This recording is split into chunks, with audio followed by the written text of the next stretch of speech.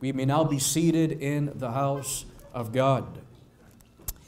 Now, sa ating huling pag-aaral in the Gospel of John, natutunan po natin ang kahulugan kung bakit po nasabi ng ating Panginoon that kung paano itinaas ni Moises ang ahas na tanso sa disyerto, ganoon din dapat ang anak ng tao kailangan maitaas upang tayo po ay magkaroon ng buhay na walang hanggan. We have come to learn that ang kahulugan po ng ahas na tanso sa disyerto ay walang iba kundi si Jesus. Not that si Jesus ay ahas, but rather, ang nilalarawan po ng ahas ay yung isinumpa na hayop ng Diyos. From the garden, isinumpa ng Diyos po ang ahas. And in Leviticus chapter 11, sinumpa din po ng Diyos ang mga ilang uri ng hayop na hindi dapat kainin ng mga Israelita. Which all teaches us that ang nilalarawan po ng ahas is being cursed o isang marumi na bagay. That's pamagitan po ng karumihan na sinumpa ng Diyos. Itong karumihan po nito na itinuring po ng Diyos na marumi. Yan din po ang paraan ng Diyos upang magbigay ng kalinisan or we could say salvation sa mga maruming tao kagaya po natin. Sa gayon, nakita po natin in verse 15, upang ang sino mang sumasampalataya sa akin ay magkaroon ng buhay na walang hanggan. Ngayon, nais ko po muna maipaliwanag yung ibig sabihin po ng buhay na walang hanggan. What does it mean to have eternal life? Now, sa isang banda, alam po natin in a very literal way, ang lahat po ng tao ay namamatay. And when we talk about physicality, hindi po lahat ng tao ay nabubuhay for eternity. But what does Jesus mean by eternal life? Dahil kapag tayo po ay nagbabahagi po ng ebanghelyo, hinihikayat po natin ang mga tao. We try to persuade them to receive Christ para magkaroon ng buhay na walang hanggan. Kung tutuusin, ang lahat ng mga tao sa mundo, after we die, meron po tayong masasabi ho natin kaluluwa that lives forever. Every person's soul is eternal. So in a sense, they have life eternal dahil wala po itong kamatayan.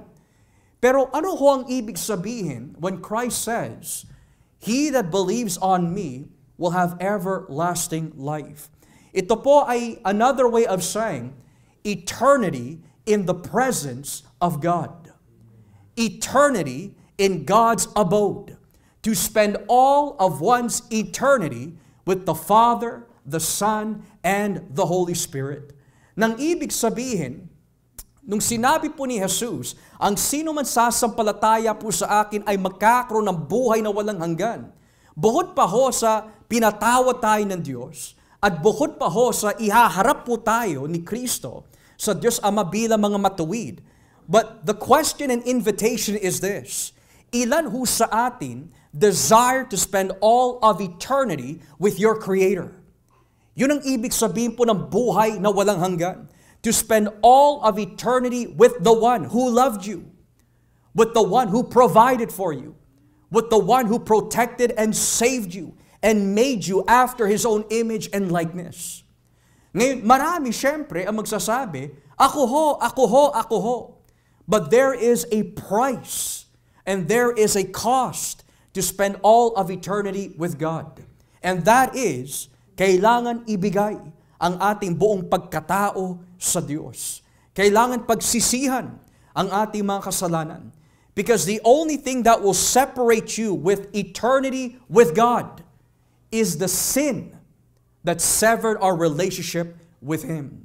Kaya sinabi po na propeta Isaiah, hindi dahil bingi ang Diyos kung bakit hindi niya mapakinggan ang iyong mga dalangin.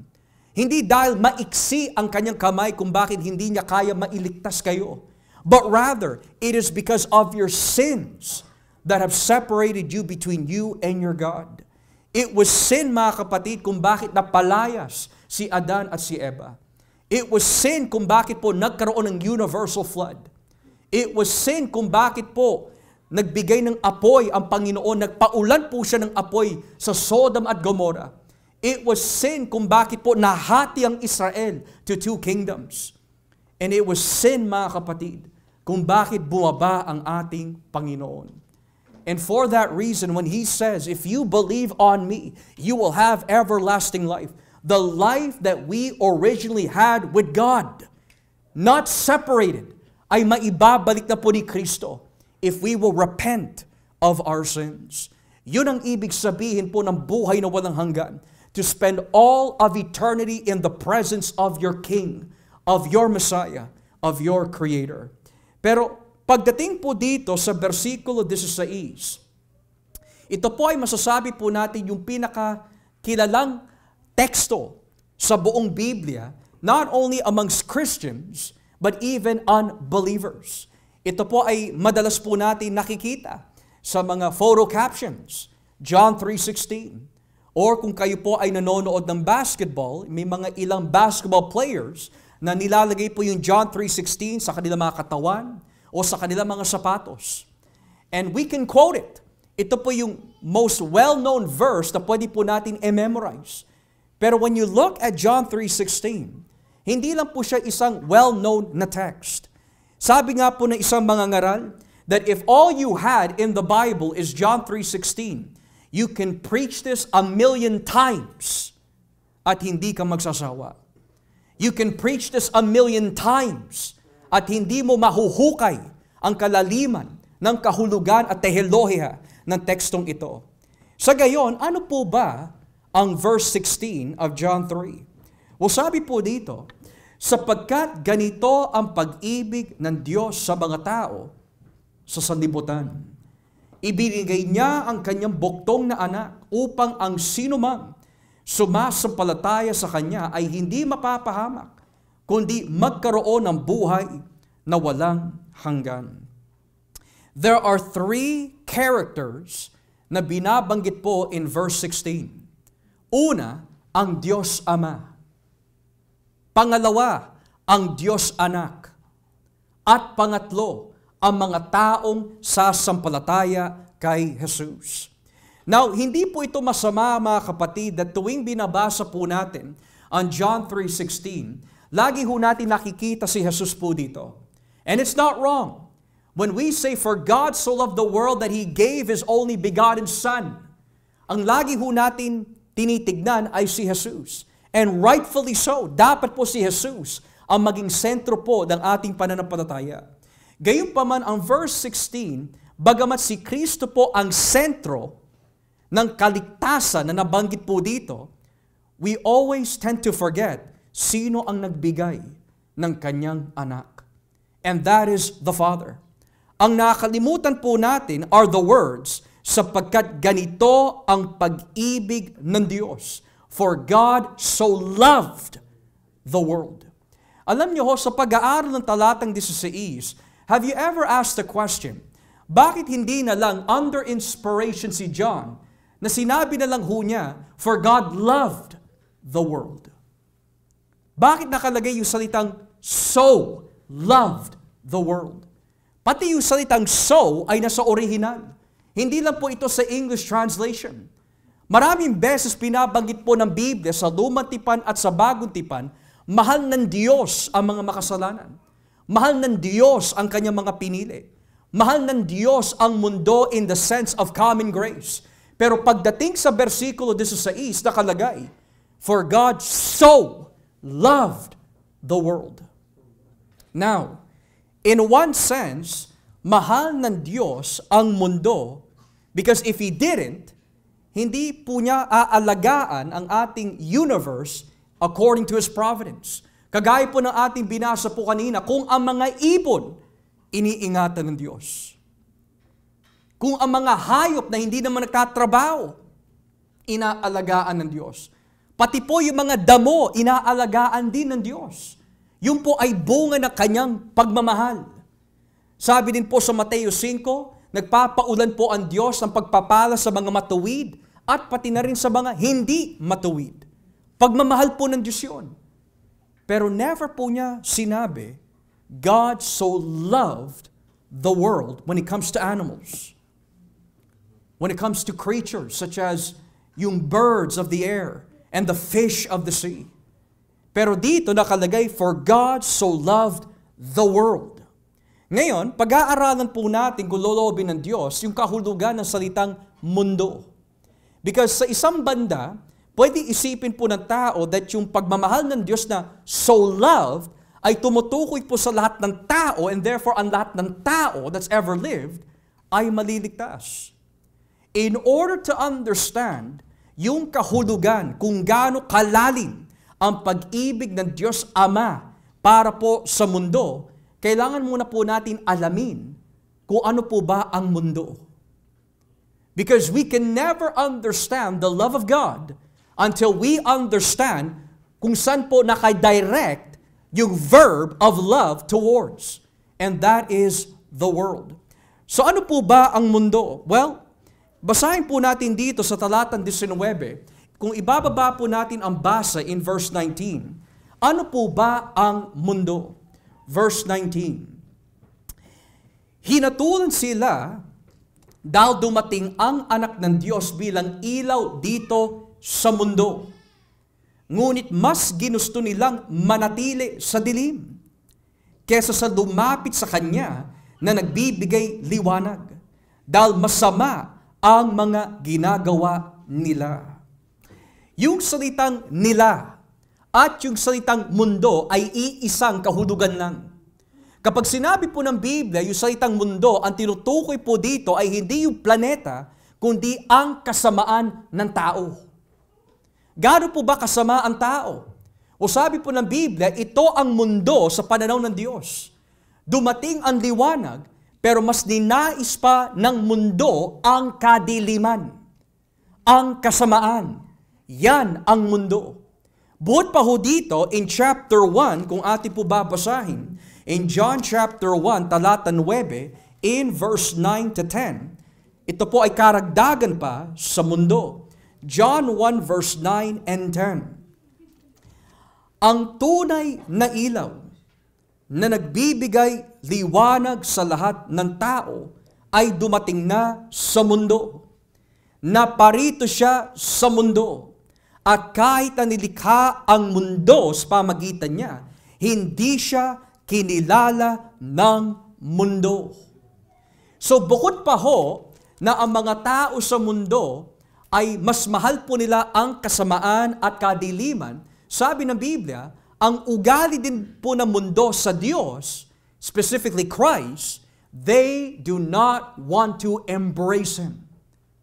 Ayaw nila tanggapin ang may likha sa kanila. They have no gratefulness.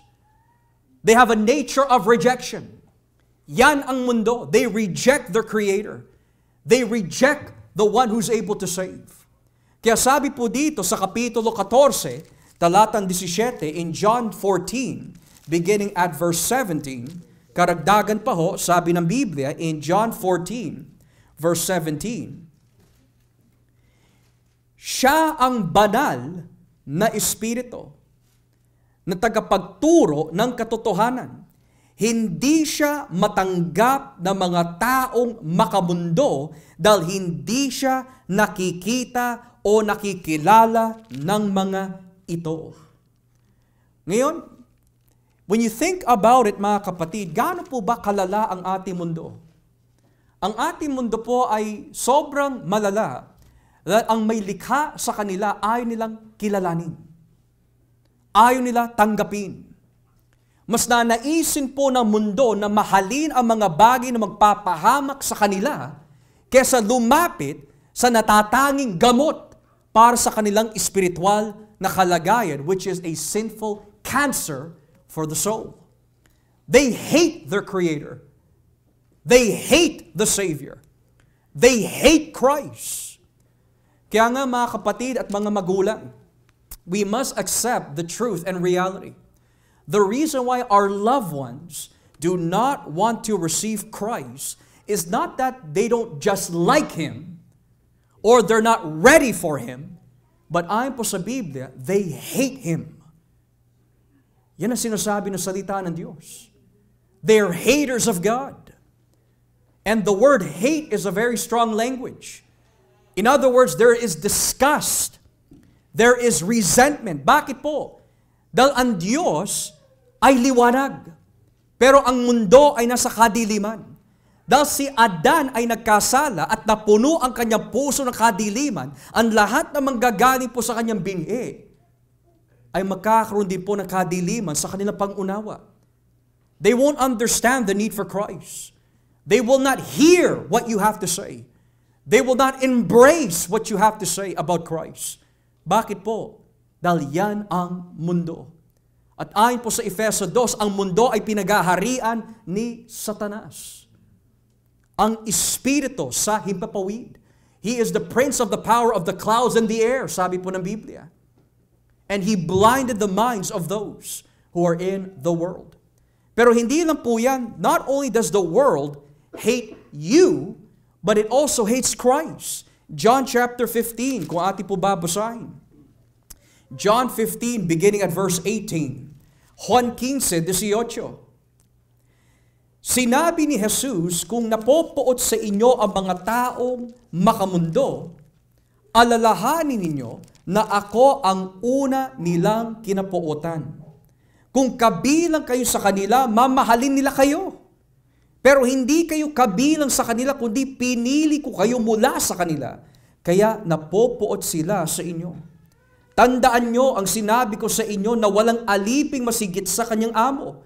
Kung inusig nila ako, uusigin din nila kayo. At kung sinunod nila ang aking salita, susundin din nila ang iyong salita. So napakalinaw, bakit po ba inuusig ang church? Because the church belongs to Christ. And why does the church become persecuted? Because bago po dumating ang pag-uusig po niyan sa atin, they first hated Christ. When you have loved ones saying, alam mo, I don't want to talk about Christ, okay? We're at a party right now. We're at a dinner table right now. We don't want to hear about Jesus. Why do they speak like that? It's because in their hearts, they hate Christ. They may believe in Christ intellectually, but unless they embrace Christ, the hatred for Jesus is there. May mga tao naman that nag-aanyo that they are gentle and civil. Sasabihin nila, I respect your belief. Basta kanya-kanya tayo na paniniwala. Mahinahon sila magsalita. Malumanay ang kanilang pananalita. Pero deep in their hearts, no matter how soft or gentle they speak, in the sight of Almighty God, when you reject them, you demonstrate your hatred for Him. Kaya dito, pinapakita po ng Biblia, galit ang mundo sa atin. Kaya hindi dapat tayo magtaka mga kapatid kung bakit nilalayuan po tayo, pinagdidirihan po tayo, inaalisan po tayo ng mga tao is because when you belong to Christ, this is the natural response ng mundo. The world is infected with sin. It doesn't understand Christ, doesn't know Christ, doesn't love Christ. Yan ang epekto ng kasalanan. Kaya, huwag tayong magagalit sa mga tao sa mundo. Kailangan mahabag ho tayo. Bigyan po tayo ng Diyos ng pang-unawa that, look, dati yan din ang ating kalagayan. Pero binigyan po tayo ng Diyos ng pribileyo na mabuksan ang ating isipan. Kaya kung may mga tao nagagalit ho sa atin, instead of magalit tayo, manapak tayo na tao. We have to ask God the Holy Spirit for understanding. Ganyan ang ating mundo. Pero sa kabila po ng hatred, galit, kasamaan ng mundo laban sa kanilang may likha, which is the Creator, God Almighty.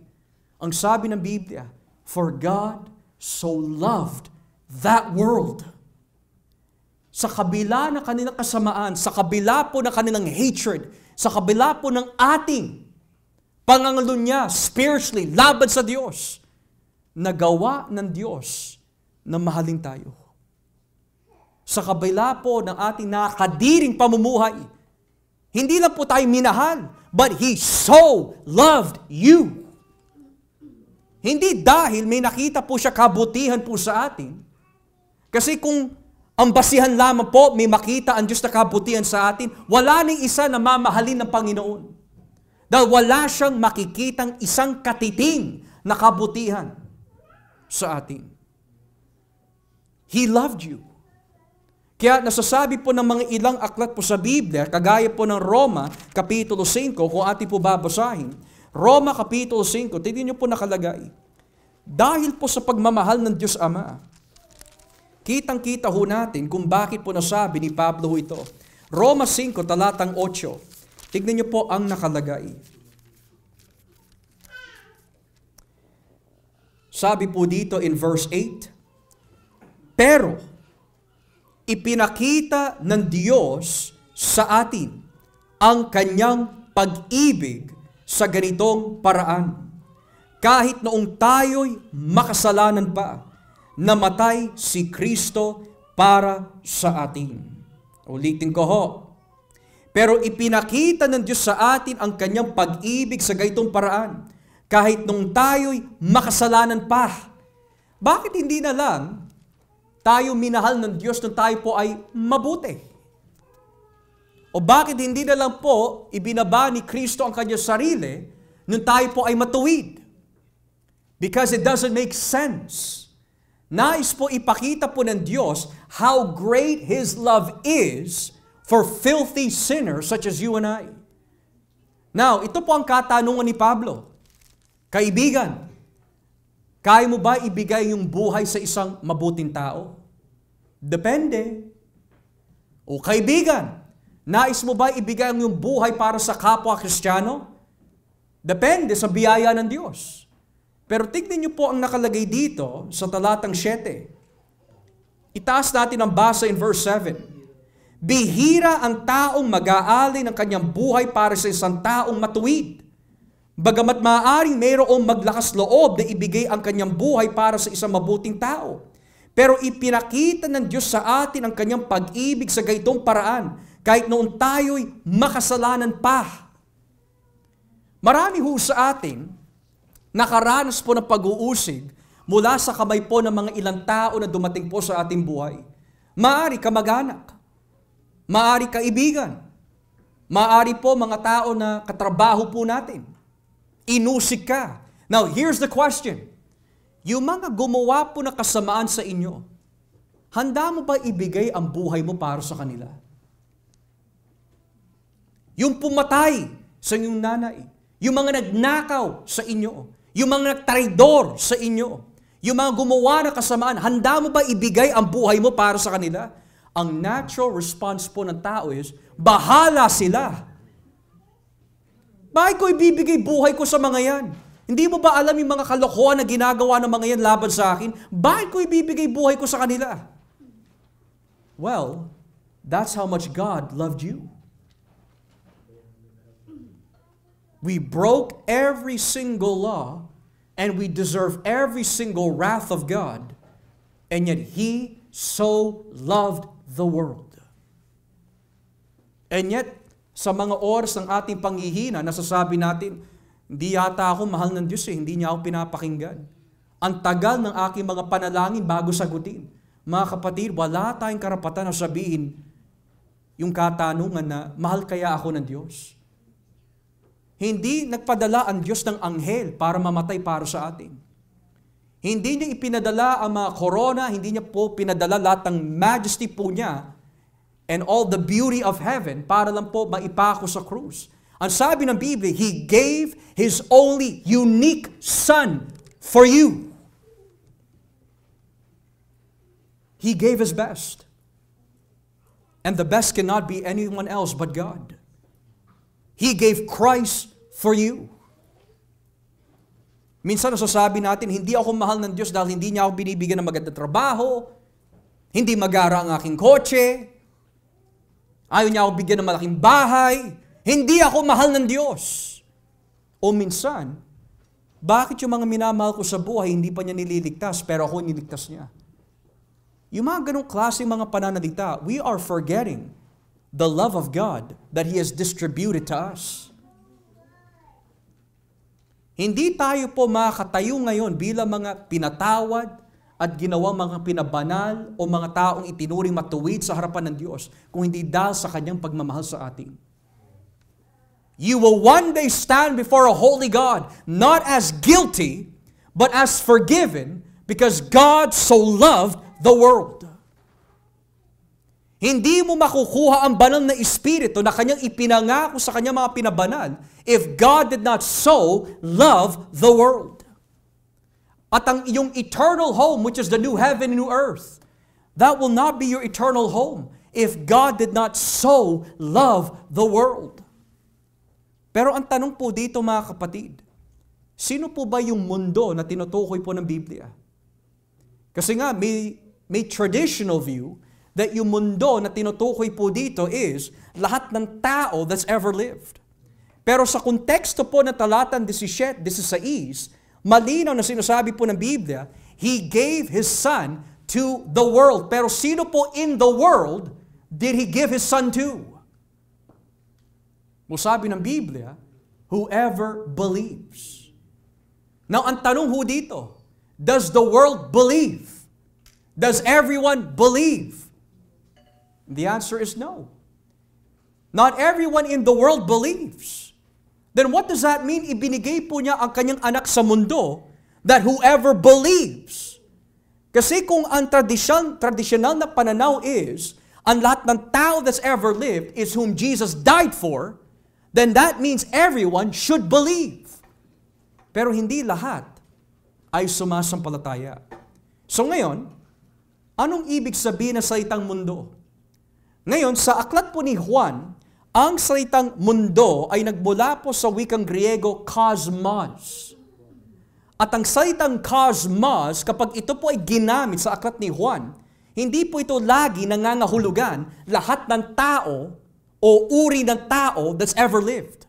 Halimbawa, kung babasahin po natin on John chapter 7, dito po tayo sa Juan kapitulo 7, talatang 4. John chapter 7, talatang 4. Let's see how the word world is used.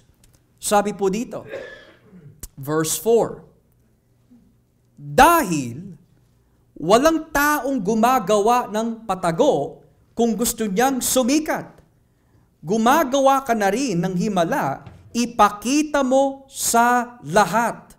Or in English, since you are doing these things, show yourself to the world. Well, ano po yung ibig sabihin po ng world in John 7:4?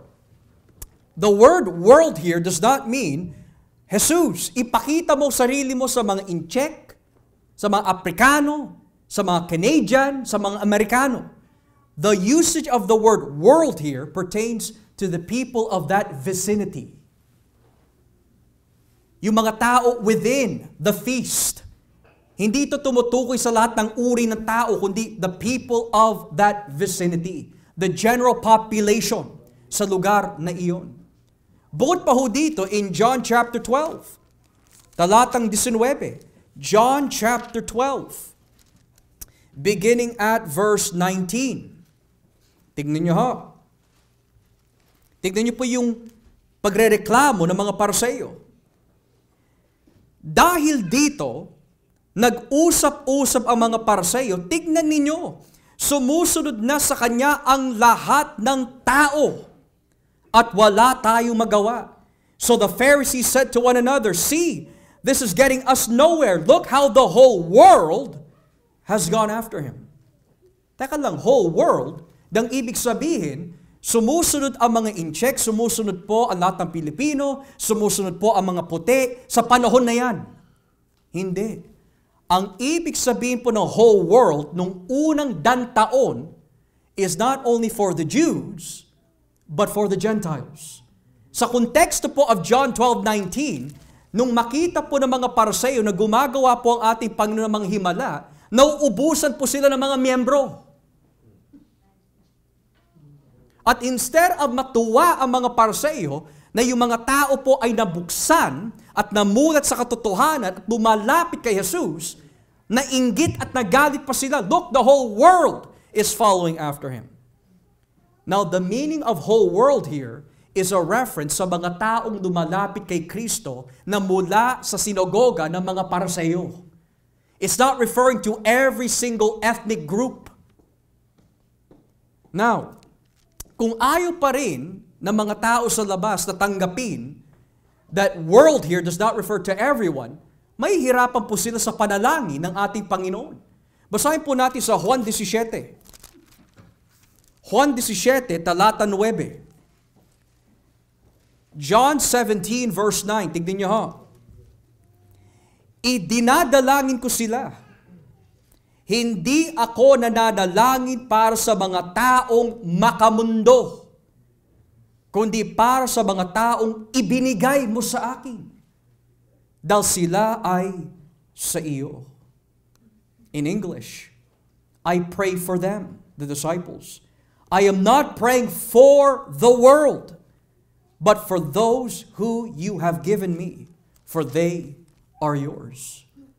So notice kung paano po gamitin ni Juan ang salitang world in his gospel.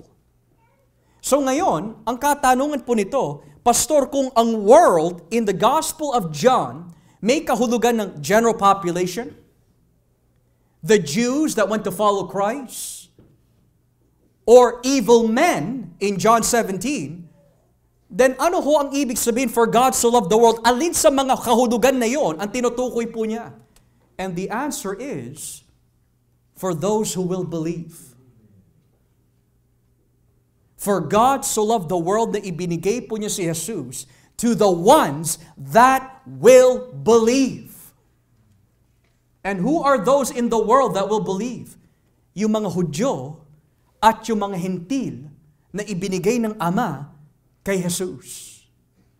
And how do we know this? John chapter 6, basahin po natin. John chapter 6, talatang 37. John chapter 6, beginning at verse 37. Sabi po ng Biblia, ang lahat ng taong ibinibigay sa akin ng Ama ay lalapit sa akin. At hindi ko itataboy ang mga dumalapit sa akin. Sapagkat naparito ako mula sa langit, hindi upang gawin ang sarili kong kalooban, kundi ang kalooban ng aking Amang nagsugo sa akin. At ito ang kalooban na nagsugo sa akin, na huwag kong pababayaang mawala ang kahit isa sa mga ibinigay niya sa akin. Sa halip ay bubuhayin ko silang muli sa huling araw. Sapagkat kalooban ng aking Ama na ang lahat ng kumikilala at sumasampalataya sa anak ay magkaroon ng buhay na walang hanggan. At bubuhayin ko silang muli sa huling araw. So when the Bible says, for God so loved the world, sino yung mga tao in the world na tinutukoy po ni Jesus? Yung mga taong ibinigay ng Ama na nasa mundo na ilalapit kay Jesus.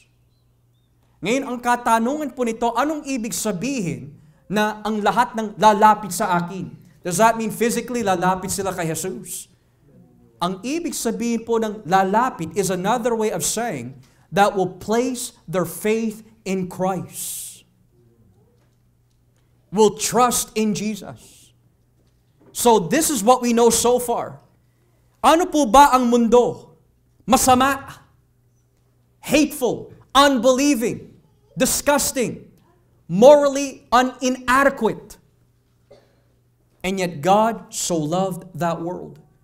Sa anong paraan ipinakita po niya ang kanyang pagmamahal para sa atin? He gave His only begotten Son. In the Old Testament, mapapansin po natin, lalo na po in the book of Genesis and even Exodus, the sacrifice of someone's beloved ay madalas po natin nakikita in the Old Testament. Yan po ay unang-una nakita po natin sa buhay po ni Isaac. Hinandog po ni Abraham ang kanyang buktong na anak na si Isaac. Although hindi niya itinuloy, but the Bible teaches us, he was willing to give up his son because ayon po sa Hebreo 11, naniwala si Abraham that even if he sacrificed his son, mabubuhay muli si Isaac dahil may kapangyarihan ang Diyos na gawin ito. But why? Why Isaac? Ano yung contribution po niyan in biblical theology? And then pagdating po sa buhay ng mga kapatid ni Jose, nung si Jose po ay naging kanang kamay ni Faraon, Which, if we read Genesis 37 and all the way through, may iyak ka talaga sa story ni Joseph. Pero ang ginawa po ni Joseph nung dumating ang kanyang mga kapatid, sabi niya, iwan mo sa akin yung bunso. Iwan mo! Bakit po niya hiningi po yung bunso? Dahil yun ang ginawa ng mga kapatid laban sa kanya nung siya'y bunso noon. Pero sino ho sumalo? Sabi ni Judah, ako na lang. Ako na lang, wag yung bunso. I will give my life, wag lang yung bunso. Well, there's a substitution going on here. Anong nilalarawan nun? Una si Isaac, now Judah, and then pagdating sa Passover lamb, kailangan maghandog ng tupa or else mamamatay ang firstborn. Why the firstborn? Meron po ito kino-contribute sa biblical theology. When you get to the book of Exodus and Isaiah, ang tawag po sa mga Israelita, my firstborn. And then when you get into the Gospels, nung binautismo si Jesus, tinawag siya, my beloved Son. Ngayon, ultimately, that love culminates in the giving of His beloved Son, yung tunay na Israel, yung tunay at huling Adan, the covenant keeper. Kaya nung ibinigay po niya ang kanyang buktong na anak, it's more than, here you go.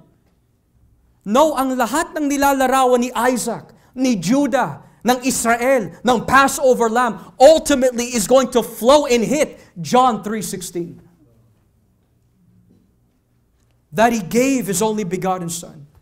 In other words, yung unang pangako ng Diyos, ang binhi ng babae, ang siyang dudurog sa ulo ng ahas. Teka lang, kailan may ang babae ay walang seed? They have eggs, not seeds. Men have seeds. Men have sperm, not women. So mula sa Genesis 3:15 hanggang sa bawat narrative ng dumatipan, all of this culminates in John 3:16. Pero hindi lang po yan. Don't only look to the past, look to the future. Kung ang past is anticipating John 3:16, the future, kaya po tayo meron new heaven, new earth to come. When you keep coming back, bumabaksak din po siya sa John 3:16. Dahil hindi ka pwede pumasok sa bagong langit at bagong lupa without John 3:16. Hindi ka pwede ipresenta ng Diyos bilang matuwid without John 3:16. Hindi pwede buwaba ang banal na Espiritu without John 3:16. The whole Bible, mga kapatid, lands upon this text na dahil sa pagmamahal ng Diyos for wicked sinners such as you and I will give you my best. My only begotten Son, Jesus. And the Bible says, ang impact po nun sa atin, that whoever believes on Him will not perish, but have everlasting life. May mga ibang reliyon at may mga ibang Kristiyano din na nagtuturo that yung ibig sabihin po ng salitang perish means annihilation. Na sa katuruan po ng mga Seventh-day Adventists at sa katuruan din po ng mga Jehovah Witness, itinuturo po nila that once a person dies, there is no eternal damnation, kundi magkakaroon lang po ng yung tinatawag na cease of existence. You will cease to exist. So after this life, ang punishment po sa mga taong hindi sumampalataya, hindi na sila mag-e-exist. Pero yung mga taong sumampalataya, they will spend all of eternity with God. At bakit po nila pinapaniwalaan ang ganyang klaseng doktrina? Is because para sa kanila, ang ibig sabihin ng perish is ceasing to exist. Pero ang salitang perish is another way of saying ang kapahamakan ng buong pagkatao ng isang tao na hiwalay sa biyaya ng Diyos. Destruction. This perishing na binabanggit po ng Biblia is none else than the lake of fire. Gehenna na kung tawagin. ang lawang apoy. Ngayon, ang lawang apoy na binabanggit po ng Biblia, this is the final destination ng lahat ng mga taong hindi sumampalataya. It is the never-ending wrath of God. Kung ang langit is the never-ending goodness and grace and love of God, the lake of fire is the never-ending wrath of God. Kung ngayon pa lang galit na ang Diyos sa mga makasalanan, in the lake of fire, doon niya ibubuhos the everlasting wrath sa mga taong ayaw sumampalataya. So kung iisipin po natin ang ating pagkatao noon, may mga ilan ho sa atin, lasinggero, babaero, palaaway, sinungaling, mahilig magkingkim na sama ng loob. Sa kabila po ng lahat ng ating mga nagawang kasalanan, minahal tayo ng Ama.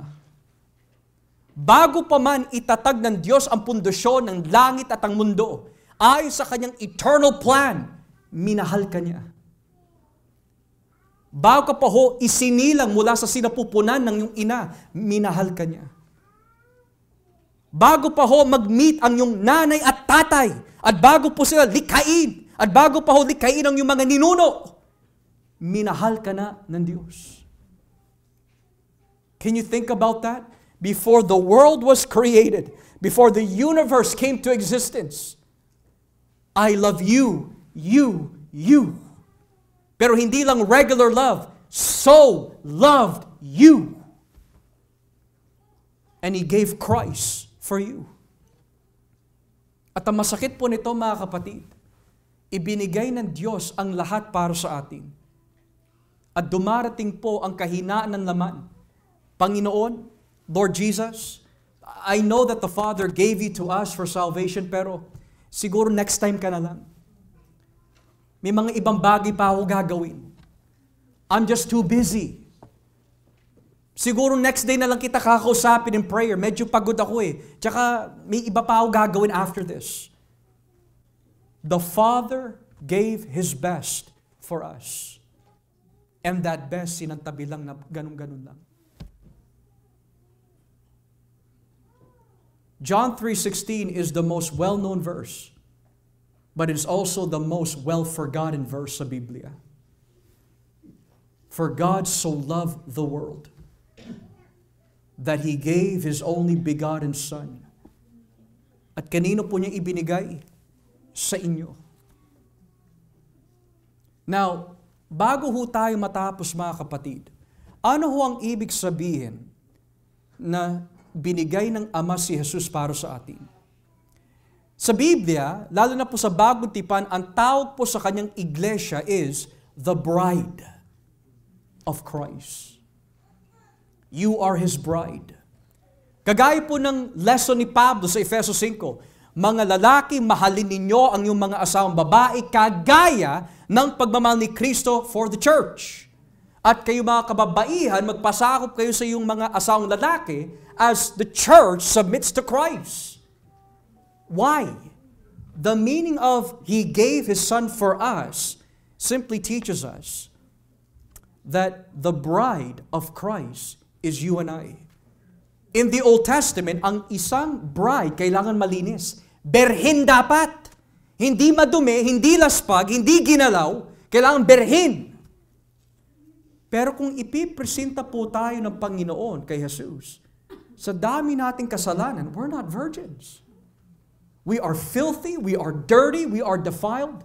And yet the Bible says, He presented us as a gift to Christ, without spot, without wrinkle. Paano? Through the forgiveness that's through Christ. Pero hindi lang po yun, mga kapatid. Theologically, hindi lang po yan. The reason why ibinigay po ng Ama si Kristo para sa iglesia ay hindi lang po nalilimitahan lang sa ating relasyon sa Kanya, kundi meron po itong kinalaman in the next future to come, or in the future that is to come. Halimbawa, sa Efeso 1, kung ating po babasahin, tignan nyo ho, Ang pagbibigay ng Diyos Ama ng kanyang anak ay hindi lang po para lamang may bride si Kristo. In Ephesians chapter 1, simulan po natin dito mga kapatid sa talatang 21. Look at verse 21. Look at this. Efeso 1:21. Kaya nasa ilalim ng kapangyarihan ni Kristo ang lahat ng espiritong naghahari at namamahala, mga espiritong namumuno at may kapangyarihan. Ang titulo niya ay hindi mapapantayan ni numan, hindi lang sa panahong ito, kundi sa darating pang panahon.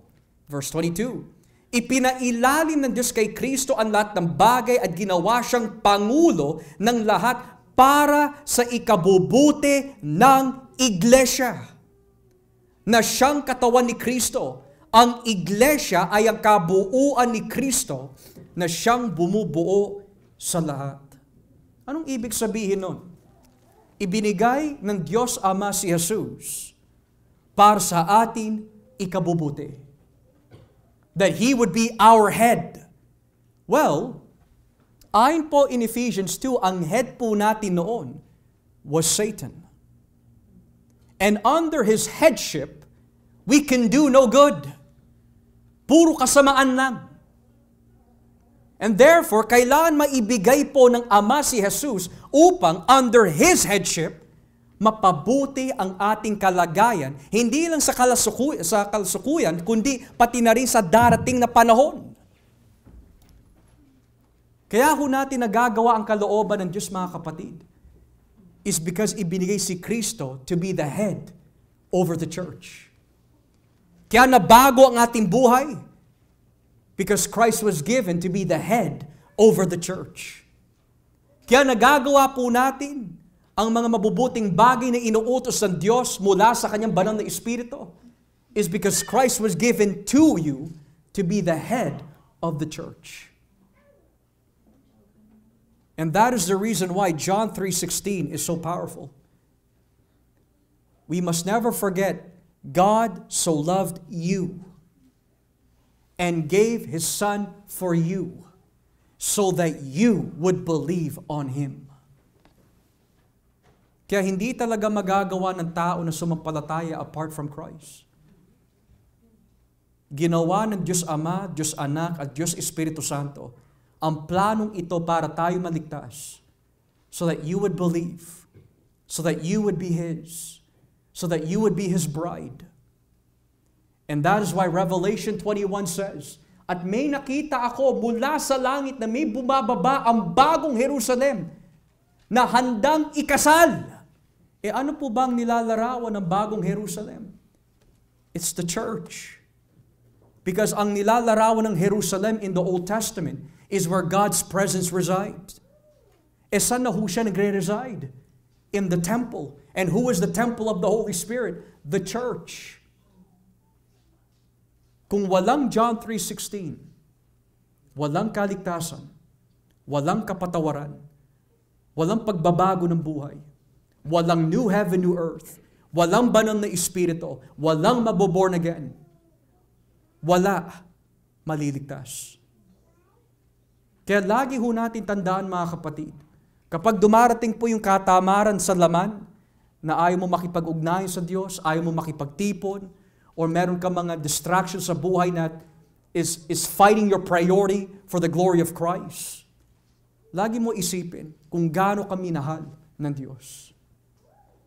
Huwag mo siya isang tabi para lang sa mga bagay that is temporal. Dahil kung kayo mga magulang, o kayo mga asawa, nararamdaman ninyo that kapag binuhos ninyo ang pagmamahal ninyo sa iyong mga asawa o mga anak, tapos sinantabi ka lang ng iyong asawa, sinantabi ka lang ng iyong anak, di ba ang sakit? Yung pagod, yung pagmamahal, lahat, tiniis mo para sa kanila, binigay mo ang lahat. Ganon din ang Ama. He bore and had forbearance of our sins. Huwag natin siya isang tabi. Because God so loved the world, and He loved it by giving His Son, that whosoever should believe will not perish, but have everlasting life. John 3:16 ay hindi lang dapat po i-memorize. John 3:16 should be your motivation for evangelism. John 3:16 should be your motivation for parenting. John 3:16 should be your motivation for sharing to the lost, for living for Christ. Kasi kung ikaw ay nakatanggap ng kaligtasan, ano na lang po ang maging kahihinatnan ng mga taong hindi tumanggap? They will perish. We need to give them the Lord Jesus Christ.